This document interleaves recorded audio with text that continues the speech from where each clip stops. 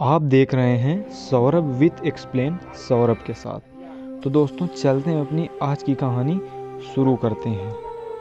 एक राजा बहुत बड़ा प्रजापालक था। हमेशा प्रजा के हित में प्रयत्नशील रहता था। वह इतना कर्मठ था कि अपना सुख ऐशो आराम सब छोड़कर सारा समय जन कल्याण में ही लगा देता था। यहाँ तक कि जो मोक्ष का साधन है अर्थात भगवत भजन, उसके लिए भी वह समय नहीं निकाल पाता था। एक सुबह राजा वन की तरफ भ्रमण करने के लिए जा रहा था कि उसे एक देव के दर्शन हुए। राजा ने देव को प्रणाम करते हुए उनका अभिनंदन किया और देव के हाथों में एक लंबी चौड़ी पुस्तक देखकर उनसे पूछा, महाराज आपके हाथ में यह क्या है? देव बोले, राजन यह हमारा बही खाता है जिसमें सभी भजन करने वालों के नाम हैं। राजा ने निराशा युक्त भाव से कहा, कृपया देखिए तो इस किताब में कहीं मेरा नाम भी है या नहीं। देव महाराज किताब का एक एक पृष्ठ उलटने लगे, परंतु राजा का नाम कहीं भी नजर नहीं आया। राजा ने देव को चिंतित देखकर कहा, महाराज आप चिंतित न होइए, आपके ढूंढने में कोई भी कमी नहीं है।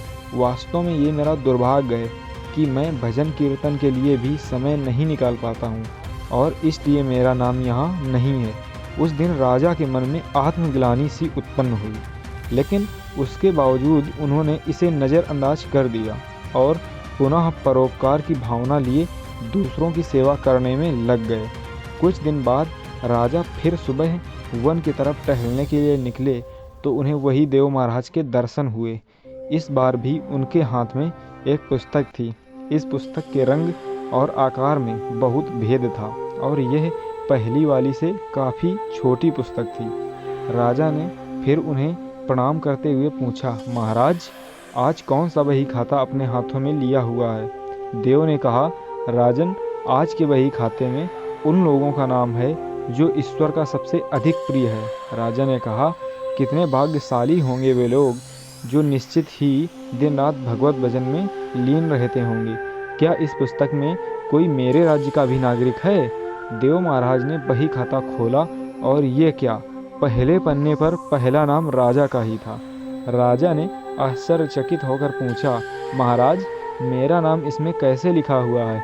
मैं तो मंदिर भी कभी कभार जाता हूँ। देव ने कहा, राजन इसमें आश्चर्य की क्या बात है। जो लोग निष्काम होकर संसार की सेवा करते हैं, जो लोग संसार के उपकार में अपना जीवन अर्पण करते हैं, जो लोग मुक्ति का लोभ भी त्याग कर प्रभु के निर्बल संतानों की सेवा सहायता में अपना योगदान देते हैं, उन त्यागी महापुरुषों का भजन स्वयं ईश्वर करता है।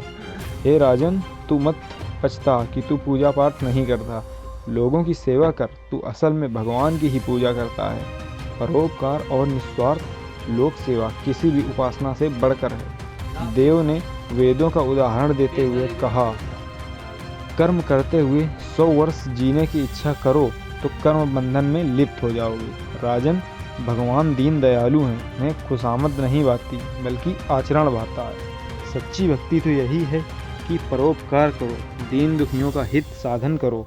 अनाथ विधवा किसान व निर्धन आज अत्याचारियों से सताए जाते हैं, इनकी यथाशक्ति सहायता और सेवा करो और यही परम भक्ति है।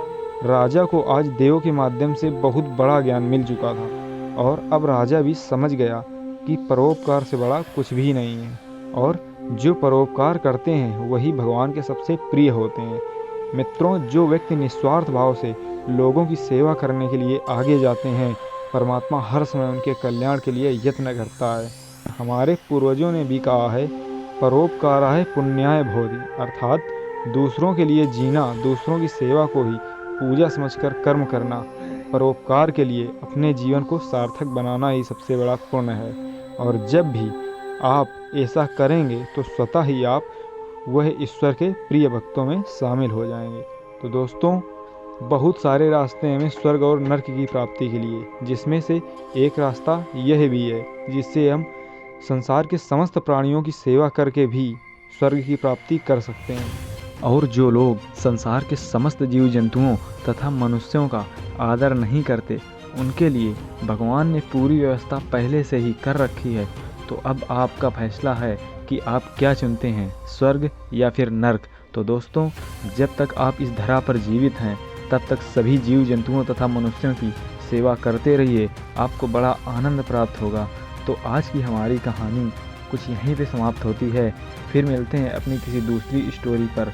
और हाँ, जितने लोग भी इस चैनल पर नए हैं वो अभी इस चैनल को सब्सक्राइब कर लें और इस वीडियो को एक लाइक कर दें और ज़्यादा से ज़्यादा अपने दोस्तों के साथ शेयर करें।